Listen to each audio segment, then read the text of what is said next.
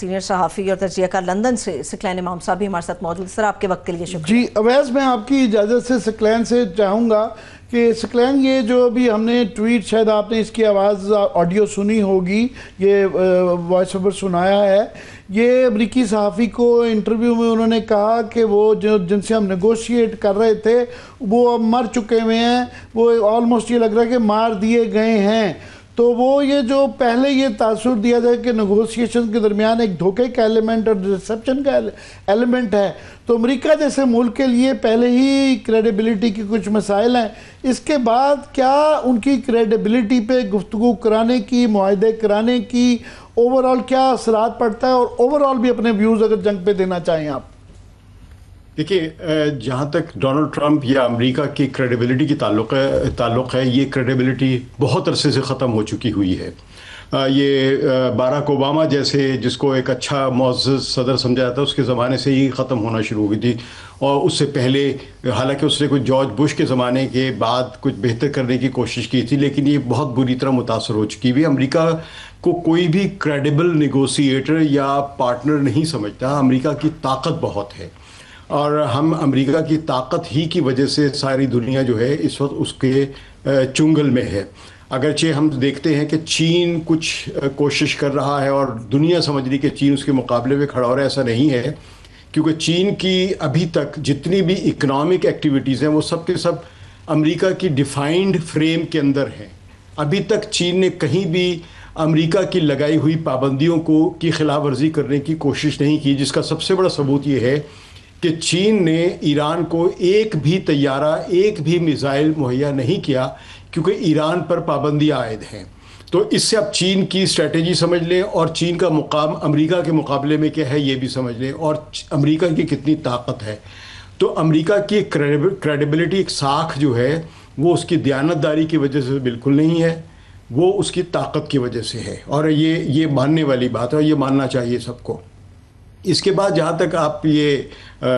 جنگ کی بات کریں، تو ایران نے جو بنیادی طور پہ جو بڑی غلطی کی، میں تو اس کو ایران کو ایک بہت بڑا، ایران کی لیڈرشپ کو میں بڑا I would say criminal negligence ہے۔ یہ چھوٹی موٹی سزا نہیں، ان میں سے بہت سارے لوگوں کو پھانسیاں دینے کی ضرورت ہے۔ اگر کوئی ایران میں موجود یہ حالات بہتر ہوئے تو ان میں سے بہت سے لوگوں کو پھانسیاں دی جائیں گی،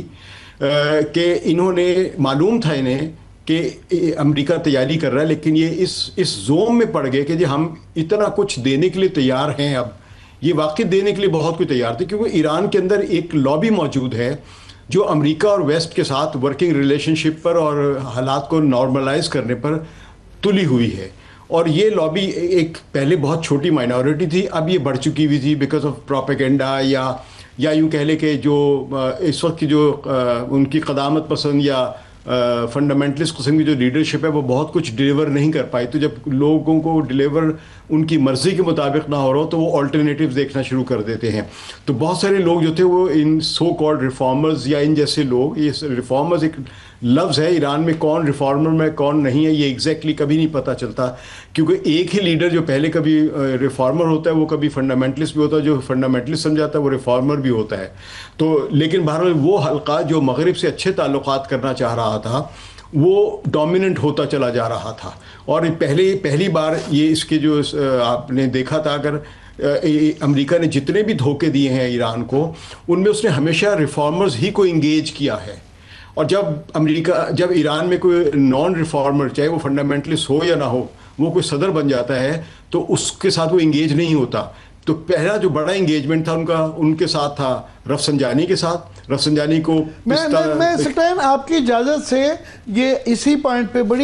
بڑا ہی ثقلین سوال سب سے بڑا یہی ہے کہ اس کی طوالت کتنی رہتی ہے، اور یہ کیا رخ یہ جنگ لیتی ہے۔ جس طرح آپ نے ابھی فرمایا، آپ نے ابھی کہا کہ وہ مفروضے جو تھے کہ بالکل وہ کمیاں جو آئیڈینٹیفائی آپ نے ابھی کی کہ اندرونی اور بیرونی خلفشار اور ڈرون حملے اور کار بامز اور یہ دوسرے حملوں سے مفروضہ یہ تھا کہ رجیم چینج ہو جائے گی، وہ بہرحال وہ نہیں ہو سکی۔ اب اس کی سسٹینیبلٹی کی ایران کی کیا سچویشن ہے اور اسرائیل کی کیا سچویشن ہے یہ اگر پرلونگ کرتی ہے؟ دیکھیے، رجیم چینج کی جو بات ہے وہ یہ اتنا بڑا ایک ڈیلیوژن ہے جو ویسٹ میں پیدا ہوا ہے، اور وہ ویسٹ کا اپنا ہی پروپیگنڈا ہے جس کو ہم جیسے تیسری دنیا کے جو دانشور ہیں بائیں بازو کے یا لبرلز ہیں انہوں نے خرید لیا ہوا ہے. کیونکہ ہمارا جو تھنکنگ مائنڈ ہے, ہمارا جو انٹلیکچوئل ہے پاکستان ایسٹ جیسے ملکوں کا, یہ بالکل ویسٹ کے میڈیا کی فیڈ لیتا ہے. ان کو انڈیپینڈنٹ سوچنے کی صلاحیت ہی نہیں ہے, لہٰذا وہ سوچ رہے کہ بس اب یہ رژیم گئی, اب یہ رژیم رکی.